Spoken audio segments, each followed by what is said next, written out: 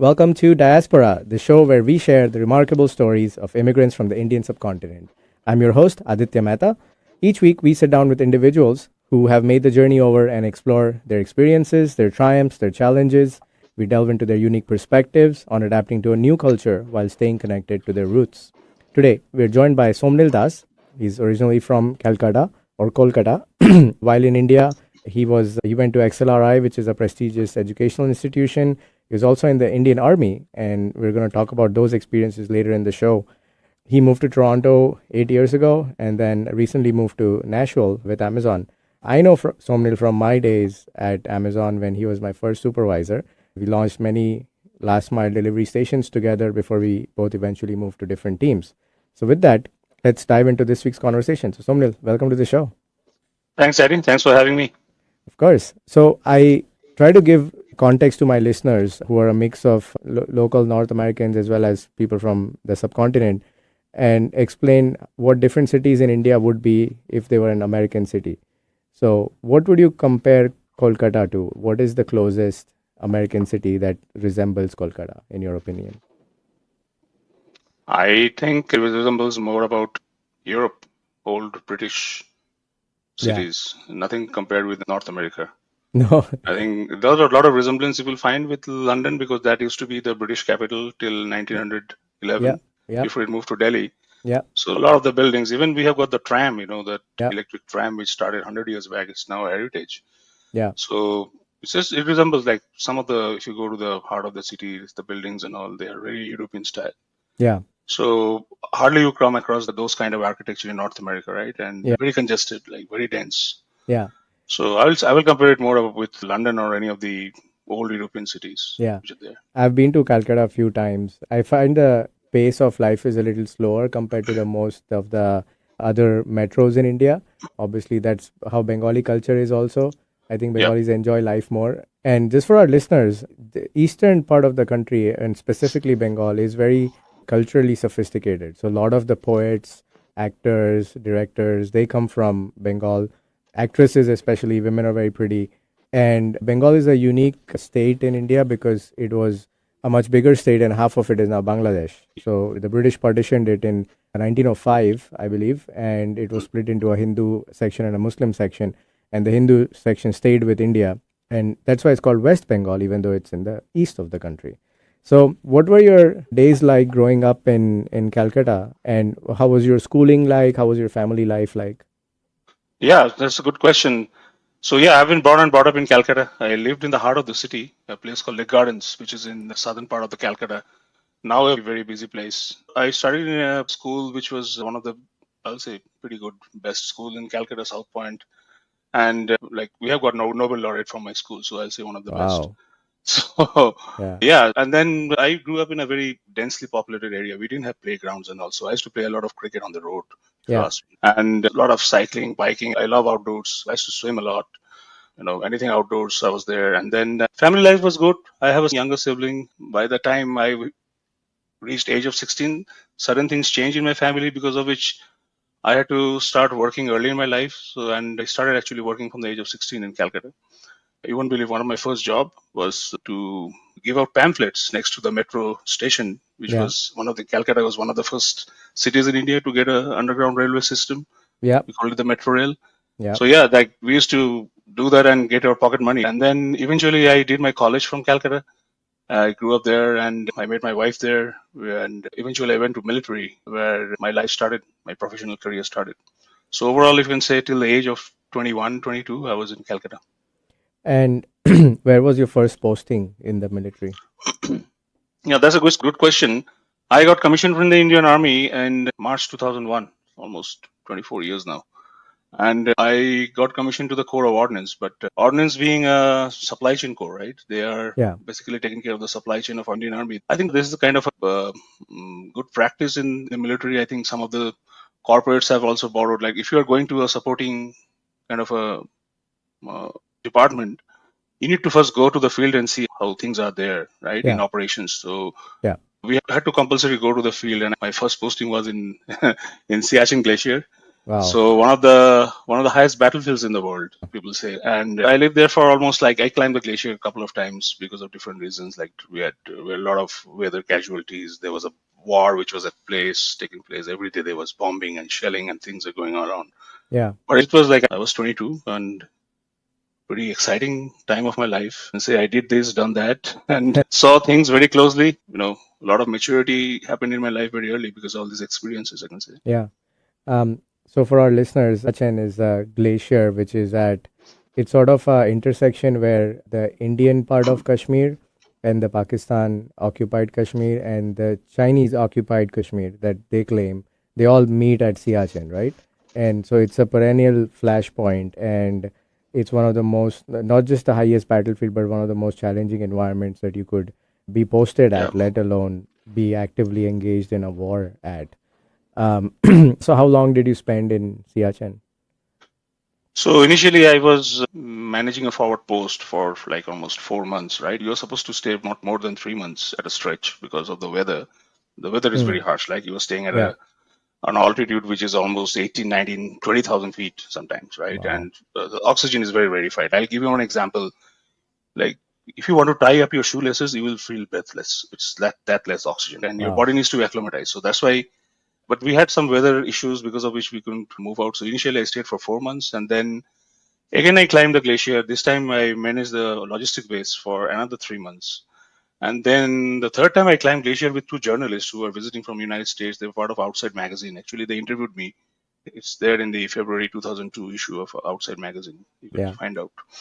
And I climbed with them again and went to the forward logistic base and then we came back. So you just cannot fly into a glacier, right? Because of the high altitude, you need to, Yeah. every 1,000 feet you gain, you have to acclimatize for a couple of days. Otherwise, you try to develop pulmonary edema or cerebral edema, which is very fatal.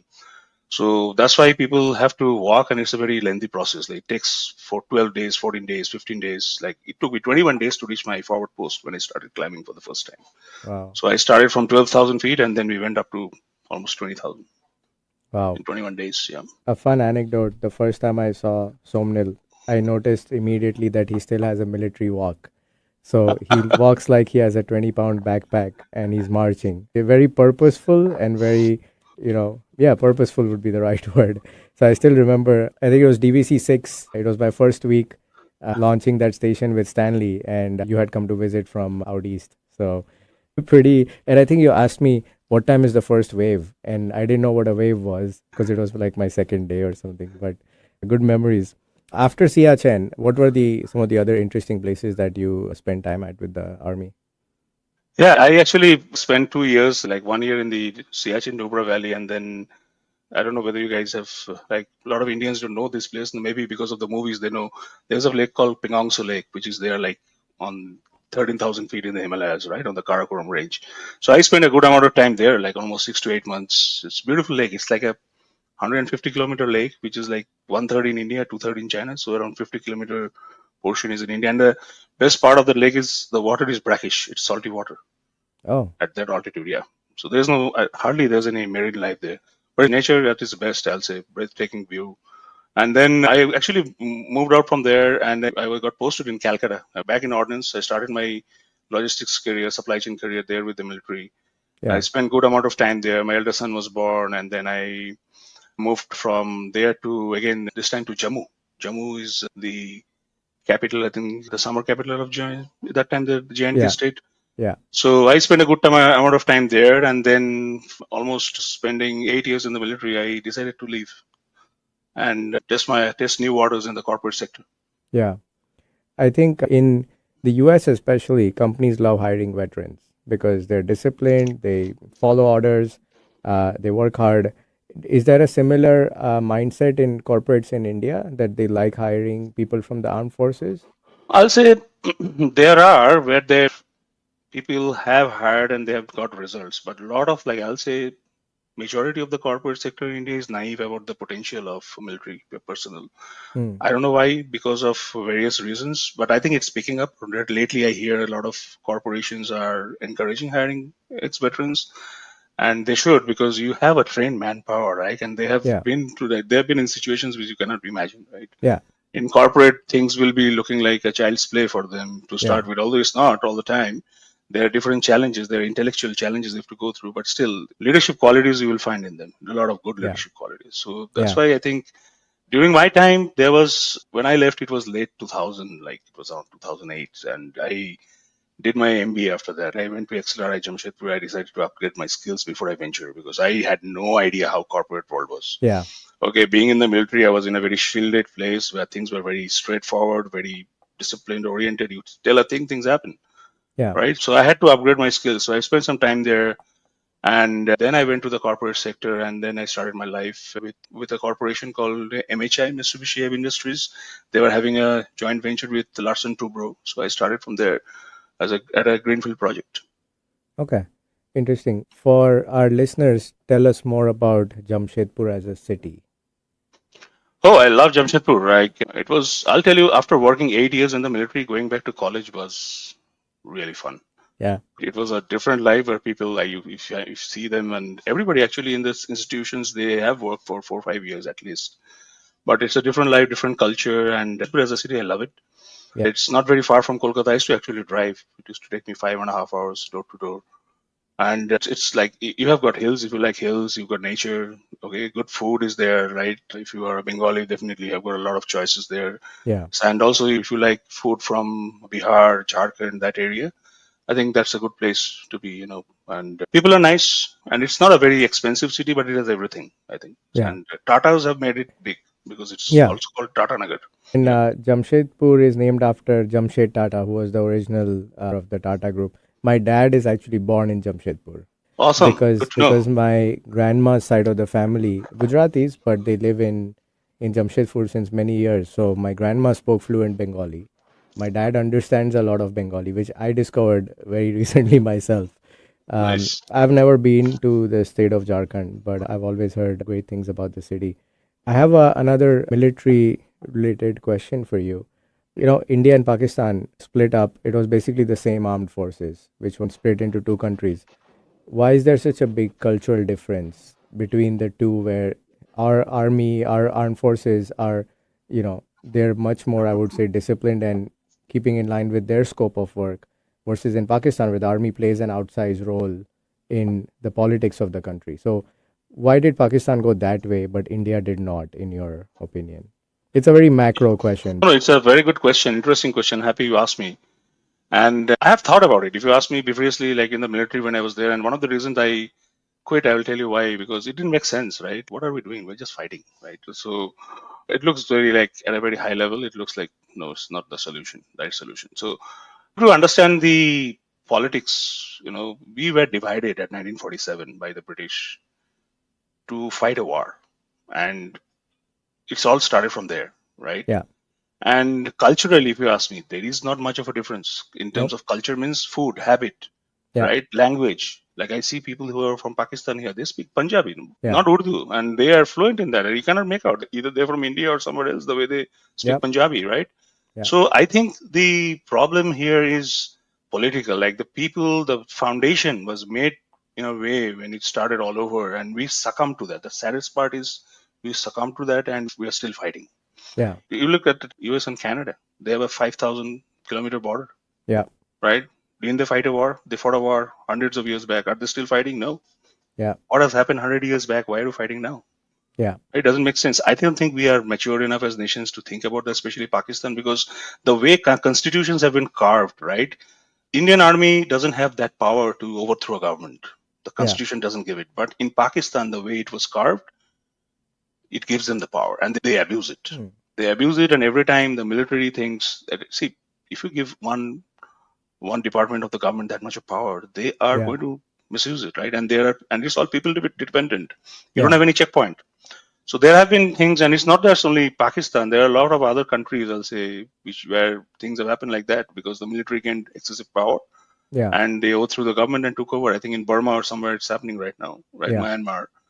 So I think it's all started from there, and that's why it's happening. And even if you like, I hear a lot of good things about Imran Khan from my Pakistani friends here, who say that he's like Modi, he's trying to do things, but the elements who have power, they will not let him come, or they will not let anyone do that because their agenda is war. And trust me, if you are fighting a war, you can do a lot of things unaccounted for. Okay. And that's a place to make money.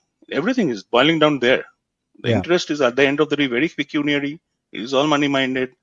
It is all to make sure that we have a destabilization so that poor remains poor and rich, they rob them. And in those countries, you see the variation. I heard that Pakistan, I hear the news, they don't have rations to feed their citizen. So Yeah. sad, right? But Yeah. ultimately, before 1947, it was one nation. It was Yeah. all one nation. Well, a follow up question before we go into our first break. Do you feel that as the years have passed and as India has grown, it is way less obsessed with Pakistan than it used to be, whereas Pakistan continues to be more obsessed with India? I absolutely agree, especially with the current government, which is in power for the last 15 years now. I think you must have heard the Prime Minister saying that we don't have to bother about them. They will be bothered about themselves and bothered more about us. Why should we bother? Right? Hmm. We have a big nation, we have a very talented nation. We Yeah. have got a lot of talented people in India. The main problem is population. That's it. You Yeah. control that, you have everything there, right? You've got mountains, you've got deserts, you've got coastal area, Yeah. you've got everything there. A lot of natural resources and a lot of talented people in terms of intellect, in terms of skills. Yeah. But because of that, I think it's like that. Like as I said, After living in this part of the world for 7 years, when I go back to India, the scale is really evident. How big the country is, how much is going on, how it's growing so quickly. There was a time when if there was a $1 billion company, you would know the name. There were so few. And now there's startups and companies worth billions and billions of dollars. I've never even heard the name. So the country has gone into a whole different league, I feel, especially the last 10, 15 years. And I think it's now shifted its focus to other challenges and other problems than what it used to back, say, in the 90s, right? So, on that note, let's go into our break. And then when we return, we'll talk about Somnil's move to Canada. So, stay tuned for these messages.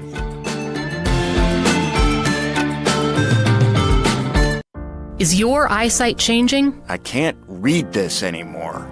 Don't lose hope. People just like you are working every day using Braille, screen magnification, speech technology, and other tools and blindness skills. Your eyesight may have changed, but your goals, they don't have to.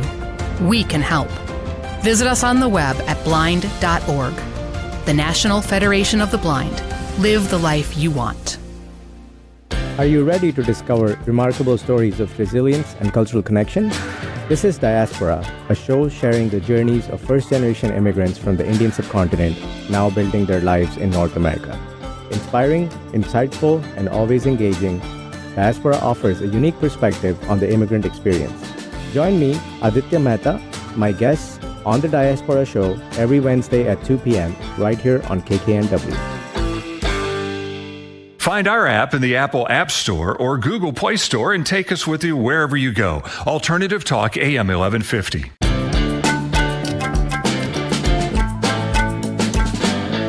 Welcome back to Diaspora on KKNW, where we share interesting stories of first-generation immigrants from the Indian subcontinent. Today we're talking to Somnil Das, Amazonian, and also my first supervisor, which we're going to go into a little bit later. Somnil, at what point did Canada come across as an option for you, and what was the driving factor that made you consider moving abroad? again, great question. So after quitting the military, I did my post graduation, and then I started working right in the corporate sector.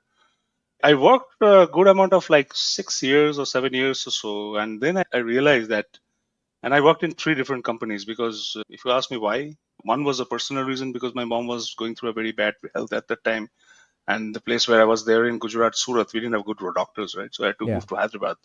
So that was one of the reasons I moved and changed my job. But after working for 7 years in the corporate sector, I realized that it's not just talent they're looking for. The biggest tragedy in our country is there are so many talented people, but if you see the people who are enjoying the fruits of labor, it's not just their talent. There are other things. So you need someone on your hand, to have your and have their hand on their head. Yeah. There is a lot of nepotism which goes on. There's a lot of, you're from this culture, you're from that state, Yeah. or you're from my people, and then it's not the talent at the end of the day. It's just Yeah. some Lot of kind of a favor externalities. which doing. Yeah. Right. So that is something which I detested, right? And I thought, what am I doing here? at the end of the day, even if I work hard, it's not going to give me any results. It will give me some results, but not what I'm desiring for. Right. And me and my wife, like, we are more like friends, and I'm grateful to her that she has been there throughout my life. Like, we know each other from grade 11, right? Yeah. From the age of 16. She was she was my best friend, and still like my very good friend here in my life. We share a lot of things like friends. We discussed, we debated a lot. And then the idea came up like, okay, let's try something outside, because I was in touch with my friends, right? And by that time, internet was pretty much full-fledged. You're getting more information about life in abroad, how things are Yeah. happening. You're watching videos, you're talking to people, right? You're seeing things real time, and that gave me some confidence to venture and test the waters outside. And if you ask me one thing in my life which I've always done, I'm a risk taker. I love taking risk, calculated risk, of course. Yeah. And so does my wife as well. She has been supporting me a lot in that area. Yeah. And we started doing a lot of research, and eventually I filed for my permanent residency from India for Canada, and within a year I got it. Yeah. And eventually in 2015 I landed in Canada with 2 suitcases, and that's Yeah. it. Yeah. And now you look in your garage and see how much stuff you've accumulated. Oh boy, I don't Yeah. look at my garage. I hate looking at it. It's so ugly. Yeah. We came in 2018 with 6 suitcases, and then 4 years later, when we were moving to Seattle, we had a whole moving truck full of stuff, and we're like, when did we accumulate all this stuff? And half of it, I mean, there's boxes which I still haven't opened up in 3 years Yeah, since moving I here. can imagine.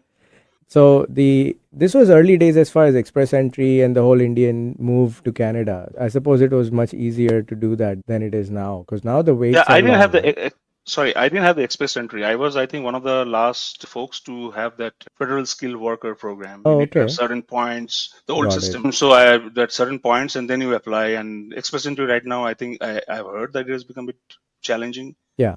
But nonetheless, people are coming, right? Canada is a land of immigrants. They Yeah. have to welcome people. Yeah. I mean, now you have these immigration offices and consultants in the mall all over India. The flow of people coming is pretty crazy. When I came in, I would not see that many Indian or, let's say, brown faces, right, downtown Vancouver. But now you can see a lot more people of South Asian descent. Exactly. And I think a lot of them have not had the kind of dream immigration experience that they had hoped to have or to them. A part of it is a small country, end of the day. 35, 40 million people is not a big country, especially by Indian standards. But I think also a lot of immigrants, they don't realize that there is a lot of legwork they have to do to get assimilated into the culture. And they end up moving to an area which has only everyone else is a new immigrant or everyone else is also Indian. Then they get disillusioned that where is Canada? But I'm like, we actually haven't landed in Canada. You've just landed in mini India. Yep. So you have to step out and do those things. And we did that. We were very conscious of the fact that no one's going to reach out to you and spoon feed anything because you're a new immigrant. You have to go out and do all that legwork yourself. That really helped us a lot. How were the first few days and weeks? Did you have anything lined up for work, or it was just coming out cold with not knowing too many people and then figuring it out? Yeah, that's a great question. So when I landed somewhere in the holiday season, right? And to be honest, I heard a lot of things, I'll say, you go online, there are websites where people give you feedback, and there are some horror stories also there where you feel you feel really scared. Like, people come and they get robbed. People have no Right. job for a year, 1 year, they're sitting in Canada, they're new immigrant, they don't have jobs. So a lot of things go around. And after reading all this, is what I did is, me and my wife, we talked about it. We have been reading all this stuff like for almost a year before I arrived, right? A year before.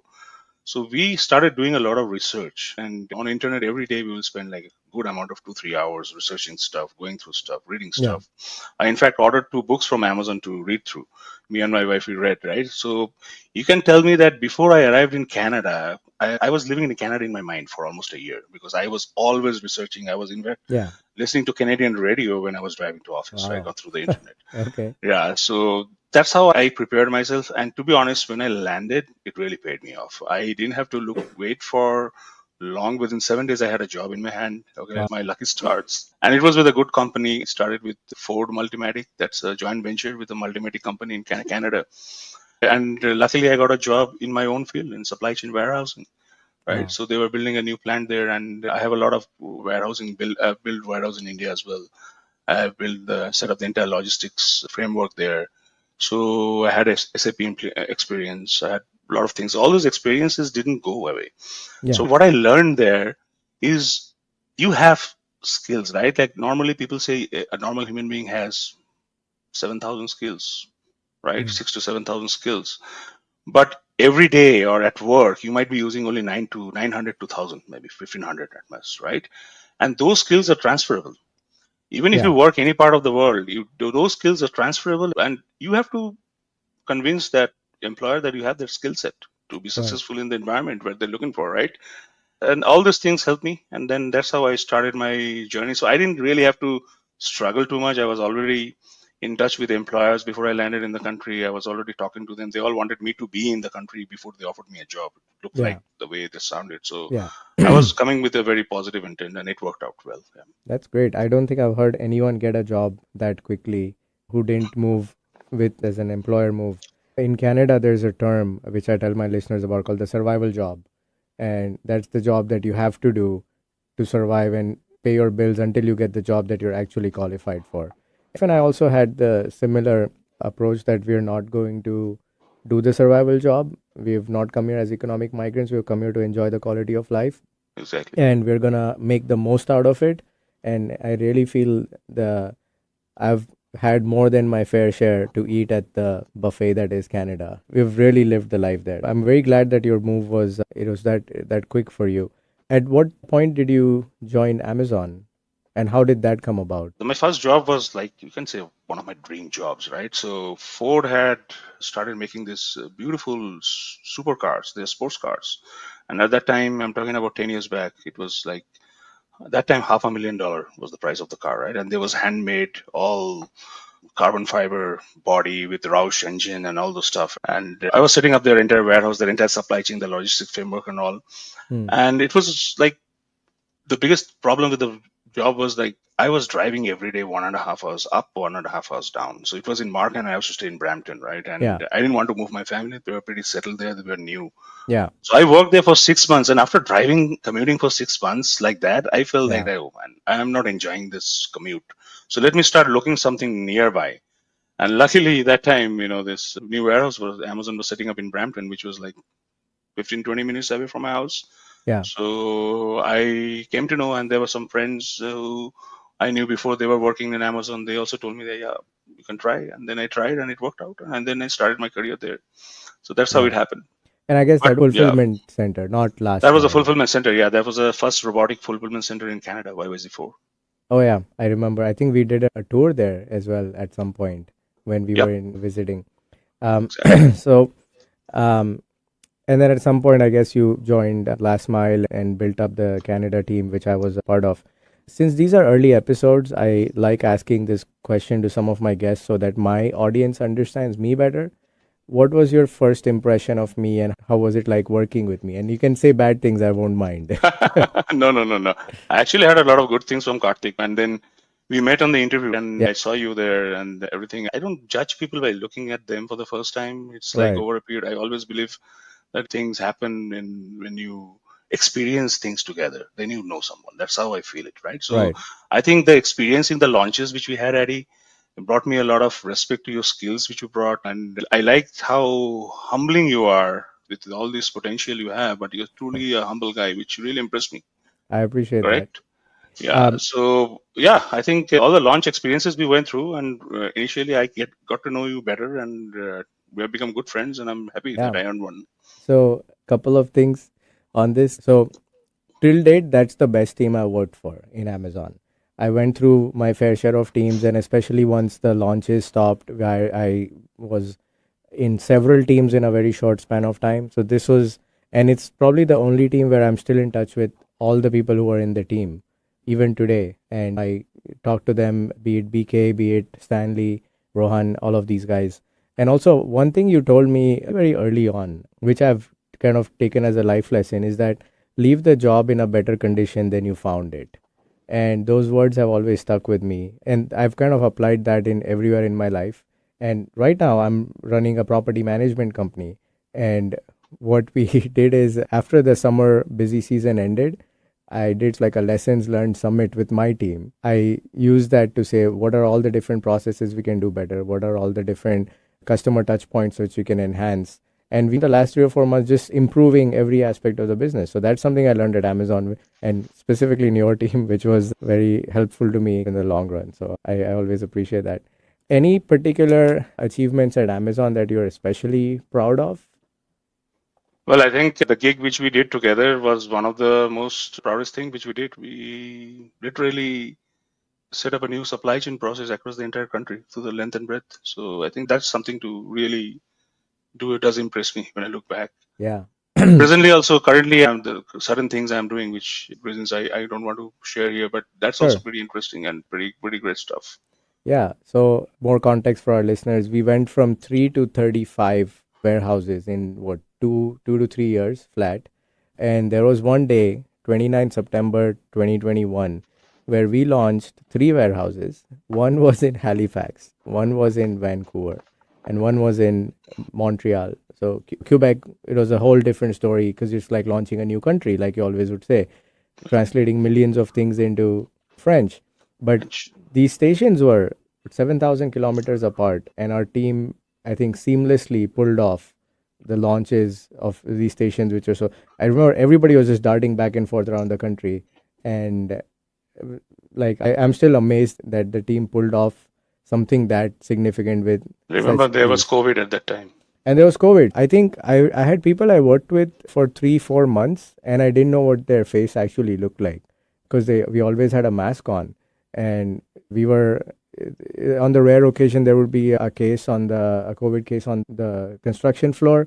We would sweep the site overnight and then just be back at it the next day. One thing that I mention regularly on the show is how much Amazon is obsessed with safety. And there's a general impression that don't care about associates, but safety and the associate experience were front and center. And I tell people that you can launch a site without pretty much anything missing, except it cannot be a safety thing that's missing. It cannot be an associate experience thing that's missing. And we had to do what we had to do to make sure that those things are in place at launch. So yeah, those were some really fun times. I learned a lot. Even when I decided what to do next after Amazon, I wrote an Amazon style white paper for myself. And I said, this is my current state. This is my desired state. These are all the different scenarios. And then I took the impact of each scenario. Like, what is the immigration impact? What is the finance impact? What happens to my son's school? What happens to my wife's business? And then I started reading out those scenarios and then ended up with a realistic scenario, which was to do business and to do it in the US. Because I had a whole matrix of different places I can be, different things I can do. And then I drew a Gantt chart and cash flow analysis. How am I going to do all of this? And that planning helped so much that I was the fastest to go from signing the agreement to buy my franchise to launch, even though it had a visa change involved in between. I had to switch to a E2 investor visa. And I've since distributed that paper to many people who are going through similar life changes themselves. But that planning upfront and that Amazon approach of one-way door, two-way door, what are things we can do right away? What are things we need to think about? That was really helpful. And that paper projected that first week of November 2023, I should have my real estate license in place. And on 3rd November 2023, I got my license. So that's how much it flowed on clockwork, and all that planning at the front end really Planning is the most important thing. Yep. Yeah, absolutely. Where do you go from here on? Like, continue at Amazon for the time being?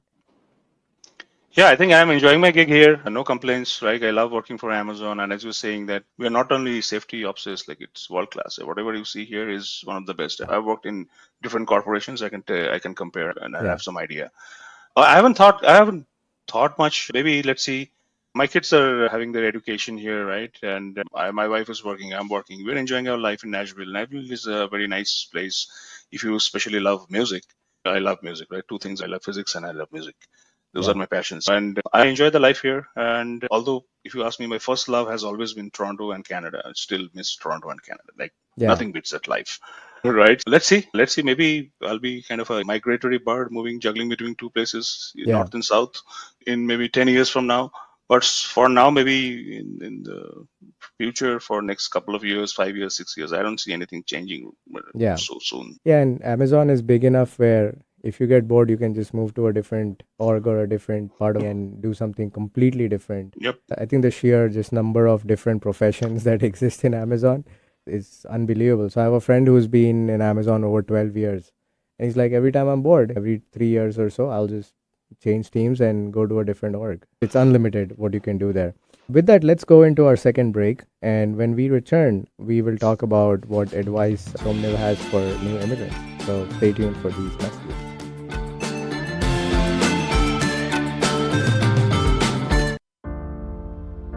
All families are different, and some have parents or children with little to no eyesight.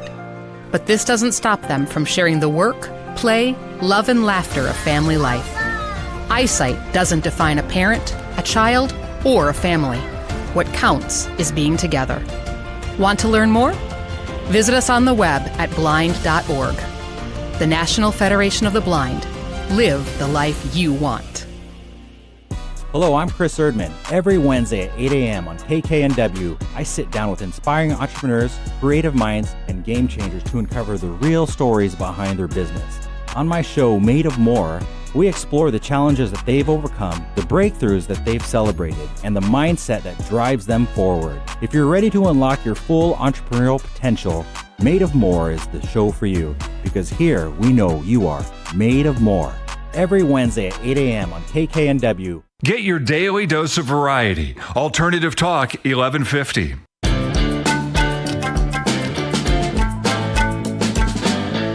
Welcome back to Diaspora on KKNW, where we share interesting stories of first-generation immigrants from South Asia.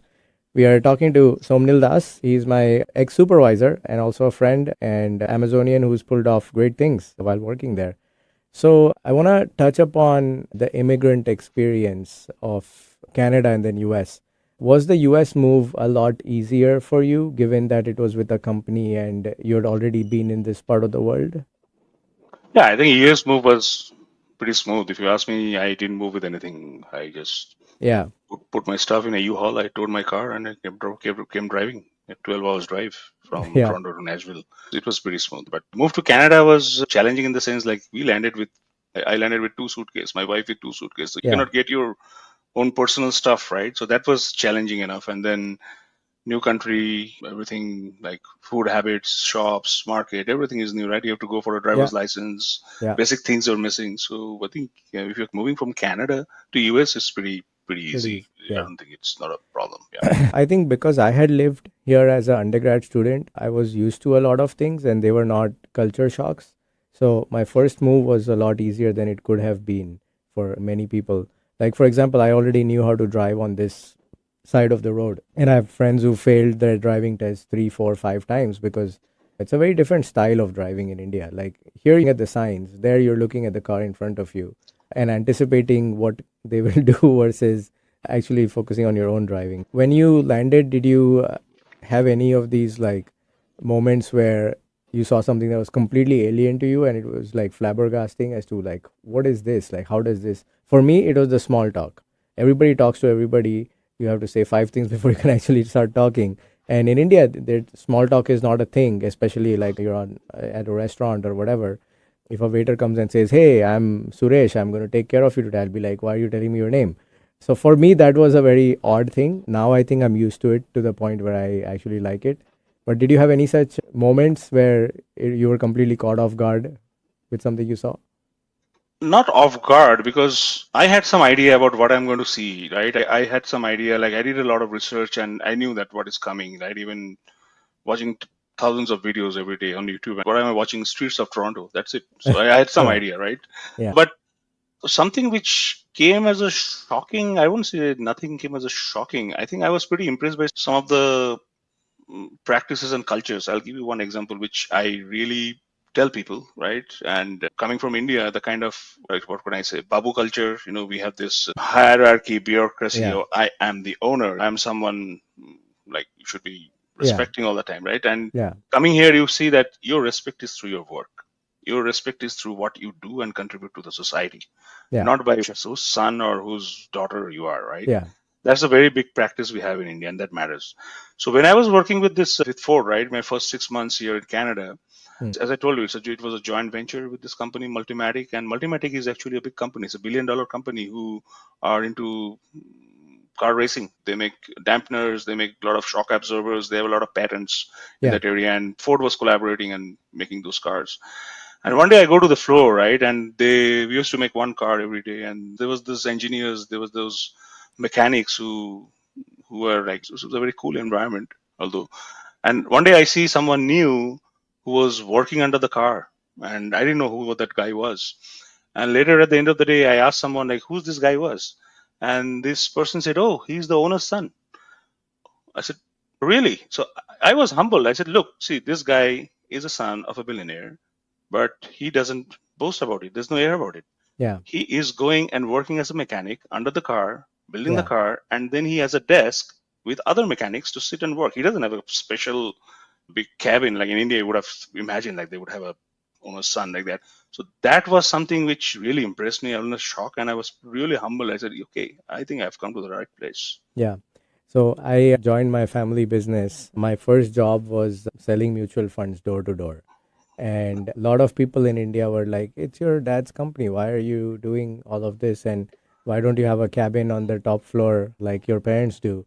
And I was like, I wouldn't have it any other way. You have to learn from the ground up. And I think it took me a good 5 years before I had a cabin. And that was not on the top floor. It was just one of the cabins that comes with the designation that I had. At one time, I had a team of 1,100 people at the peak. And this was a nationwide sales team, which we had built from scratch. But none of it was just given, which is, like you said, it's not common in India. In India, you come, you get that royal treatment from day one, and everybody knows You're the boss of entitled. that. Yeah, exactly. You're entitled to it. So for us, that message was very clear right from the start that you come in, you work based on what you're qualified to do, which as a 22-year-old, you're qualified to do door-to-door sales. That's it. That's And how it so, should be. yeah, and I'm very grateful that it went that way.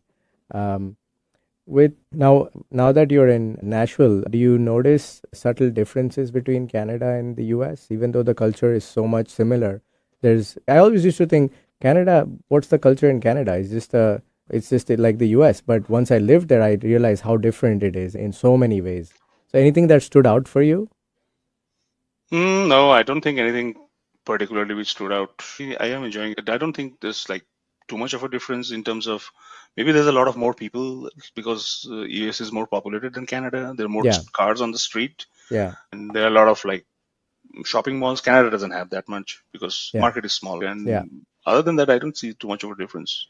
Uh, Weather is slightly milder here compared to Toronto. That's Yeah. also another difference. I think that's probably because you're also coming from Toronto, which is the biggest city. Vancouver is that way much more laid back. I always say Toronto is a stockbroker and Vancouver is a yoga instructor in terms of the personalities of this. So I did notice that people are more business minded, like more to the point in the US. And I'm sure it's even more out east than it is in this part of the country. But Vancouver was super laid back. People are all about work-life balance, and that's not the case with the US. People are much more business-like here.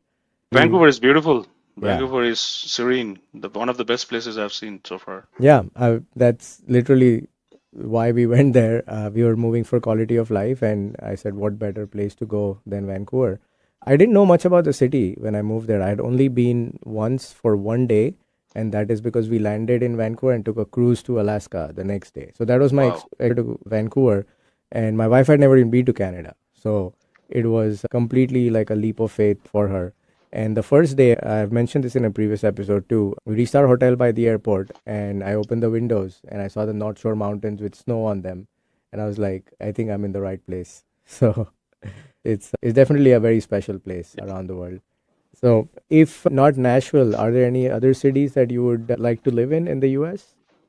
I haven't given it a thought. Any other cities other than Nashville? Maybe I like Arizona. I know I like to do a lot of astronomy. I have a kind of a professional telescope with me. I spend hours, a lot of time going through videos, watching and upgrading my learning. This kind of a hobby.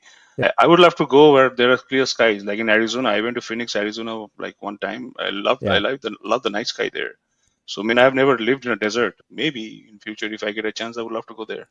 I was I'll live some recently time. Yeah. at the Zion National Park in Utah, and is designated as a dark sky park. So you have stargazing activities around the park. But unfortunately, all the days we were there, it was cloudy, so we didn't get any. Because my dad loves astronomy too, and we have it at our home in India, actually at our farmhouse, because it's out in the countryside in Gujarat, Mm. and the sky is much clearer than Bombay. You can't really see anything. I know you as a person with very interesting hobbies. So, what are some of the other things that you like and that keep you busy outside of work?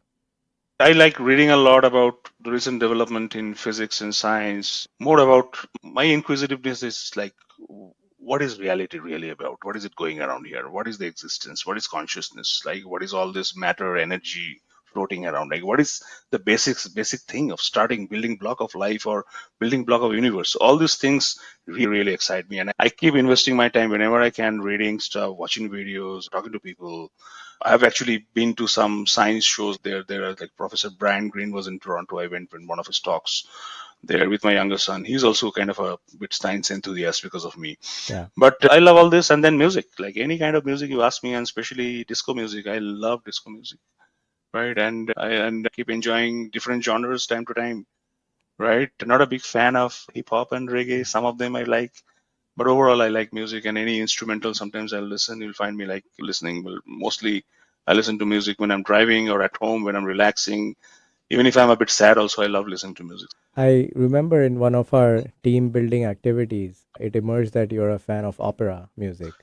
And that's not something you see a lot of Indian people get interested in. So, what got you into opera music? Again, experimentation, right? Experimentation. So, what is music? Music is nothing but sound which has got a mathematical pattern, and it is going and hitting your nerves, which is again catching Yeah. that wave, and then it is also vibrating in that mathematical pattern, and that excites your consciousness, and that's how you like music. So anything, if it excites you, it doesn't have to be. Opera also has its own beauty. If you see the way the voice is modulated or oscillate, it's a lot of talent. First of all, you need to be really have strong lungs to scream at your voice like that. Plus, there is some melody I find in listening to that beautiful shrill voice at a pitch of the tone and the various modulations. I think it's pretty interesting and pretty soothing at times. Yeah, Yeah, I'll say. that's a very interesting take. The last thing I want to cover before we go into our weekly segments is what advice do you have for new immigrants who are coming to Canada today? And I want to focus on Canada because that's where the big wave of immigration is. So, what advice would you have for those people to be successful and to assimilate quickly and things that a lot of immigrants miss out on because no one tells them these things? Yeah, I'll say right now with the technology, different platforms you have on internet, everything is there. First thing is planning. As I said, I started planning almost a year and a half before I came to Canada, right? And Yeah. as I said, I was Canada was living in my mind a year before I landed, right? I was doing everything every day. My day was focused like that. How does it happen? If you have not visited Canada before, if you come from India, you will face some cultural challenges. You will face other things which you will not be prepared for. So all these things which you are planning right now, you're preparing for the unknown so that it's easy for you to transition. Correct. I also got a driving license like in one go, and I got a full G license because I had my experience, and it Mm. was not easy to unlearn and relearn driving whatever you Sure. learn there.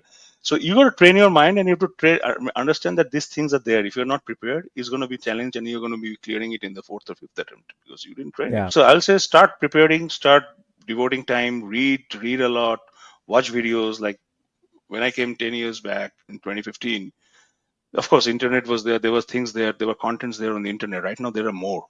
Yeah. Right, and talk to people. Like I joined a professional network staying in India who were professionals in Canada, and a lot of people I reached out. They responded. There are people who respond, and there are people who are ready to mentor you. Yeah. Right, and you should start making those connections because connections help in this country. If you want a job, you need Yeah. connections, right? And Yeah. professional connections. It's not that, oh, you are from my state, okay, let's connect. No, it's because are you Yeah. working? It's a professional. It's a very professional field. It's not like your casual friends, Yeah. right? And you're mixing with them. That they are also. It's like a win-win situation. Sometimes they will help you. You have to help them, and that's how you build the trust, and that's how you go on, right? Yeah. So those are the things, and also you have to come with a frame of mind that you are not entitled for anything. You might be a big deal back home because you're a big manager and you're a big boss and you've got 50 people and there's someone Yeah. who's giving you tea, coffee every day. Yeah. Just forget it when you come here. Just Yeah. forget it. Be humble, be by yourself and ready to do everything. by yourself. Even if you have to broom your office, you have to do it. It's your office. Nobody's going to come and do it here. Yeah. Right? So come with that mindset, and it takes time. It's really, if you spend 30 years in a country with that culture and you suddenly land up here, you will go to a cultural shock, and it will be like you will go into there, I think, different 3 or 4 stages of immigration. I was reading somewhere. So do that. And there's a good book I'll recommend to everyone. Nick Nurani. I don't know how many of you have heard his name. I know Nick. Okay. I've spoken to him as well. Okay. So Nick Nurani has a book called Arrival, Survival, Canada. Please read that. Yeah. And I don't know, I think I ordered the book through Amazon when I was in India. It took me 2 months to come at that time. I think it is faster available now. It might be available in Kindle digital edition. So just order it. Just read that book, and and there are a lot of other books which are there. And also, the government of Canada, by the way, spends millions of dollars every year to help new immigrants settle. There are a lot of programs which run. One should go and research, right? If you're coming to Ontario, I think there's a website for government of Ontario where you can go, or the federal government has some websites where you can go, and there are a lot of links. There are a lot of agencies who are getting funded to help new immigrants settle down. So just go, reach out to them. There are online courses you can take sitting in India, like a lot of things you can have. But starting point is all plan well. Nick Nurani is a very well-known person in Canadian immigration, and I think he started one of the first companies that works with the government for exactly what you said, is to help settle. And I think in every city, in the public libraries, there's a new immigrant resource center where they help you with your resume. They help you with getting information about different types of jobs and what licenses are required and all of that fun stuff. So with that, let's go into our weekly segment. Can we spin the wheel, please? So this is a new segment which we haven't done before, and it's called How's That? And How's That is what cricketers shout when they are appealing to the umpire about an out decision. So, Somnil, do you have any favorite cricket memories of India? Most of us are crazy cricket fans, and we all do. Any special moments that you can describe ball by ball what happened, and whether you were at the stadium or watching it on TV? I can tell you one incident. I don't know whether I told you this incident, but I played a lot of cricket when I was in the military. I played for the Eastern Command team as well, which is the Eastern Army of Indian Army. And I was a left-arm fast bowler, right? And a lot of cricket Me I used too. to play. I wouldn't call myself fast, but left-arm medium fast, Okay, left-arm fast, and I was terrible with batting, right? I used to be like, get out with the first 1 or 2 balls. But because of left-arm fast, I earned some name, and I used to swing the ball a lot, left way, in swinging, out swingers. So I was good at that. And then I played for the military. My dream was when I played in Eden Gardens. Oh, wow. Yeah, I played in the Eden Gardens with Hong Kong Bank. There was some match which was going on. I'm forgetting the trophy name. There was Eastern Command trophy. The Eastern Command trophy we were playing. And during that time, I made one of the cricketers there. He was there in the Eden Gardens, and we spent a good amount of time talking. We didn't have digital cameras at that time. I wish I could photo frame him, but that was one of the memorable moments. And more than meeting Amarnath, I think playing in the Eden Gardens for the first time, I think that was like, the ground is huge. It is pretty good. And when you go and take a play there, you really know that these guys who hit a 6, they are really good at it. They are really good at it. Yeah. So this is a unique experience because it's not a memory of a match you saw on TV of India winning something, but it's a match that you actually played. So that's great. And also for our listeners, Eden Gardens is one of the great cricket stadiums of the world. It probably was the first one to fit 100,000 people. 100,000, yep. And the environment in Eden Gardens is unparalleled anywhere in the world. So to have played in that is super special. So with that brings us to the end of today's episode. Thank you for listening to Diaspora. We hope you enjoyed hearing Somnil's very unique and interesting story. Remember to check out our show notes for links and more information about the topics discussed in today's episode.